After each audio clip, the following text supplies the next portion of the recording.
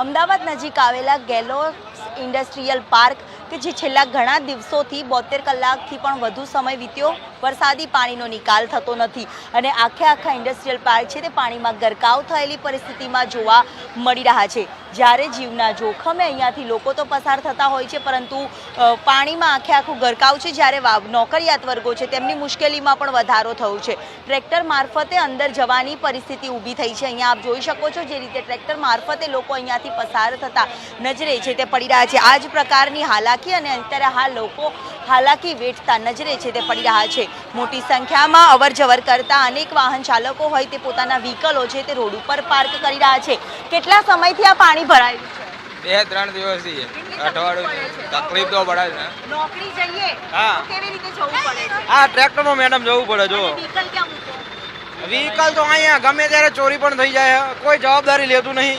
કેટલી હાલાકી પડે છે? બહુ હાલાકી પડે છે। અમારા બાવડામાં પણ બહુ પાણી છે અને અત્યારે અહીંયા કયો વિસ્તાર છે?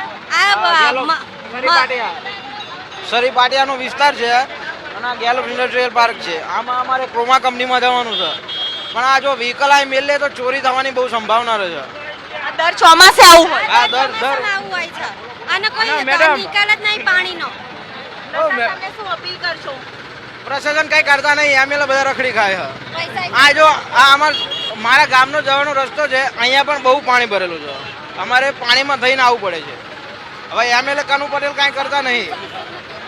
લોકોમાં હાલાકી અને લોકોમાં રોષ છે તે જરૂર જોવા મળી રહ્યો છે, કારણ કે કલાકો વીતી જાય છે। 72 કલાકથી પણ વધુ સમય વીત્યો તેમ છતાં વરસાદી પાણીનો નિકાલ થયો નથી।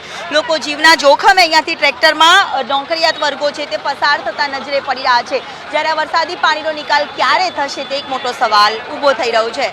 કેમેરામેન મનીષ વાણિયા સાથે દિવ્યા ચૌહાણ, સંદેશ ન્યૂઝ, અમદાવાદ।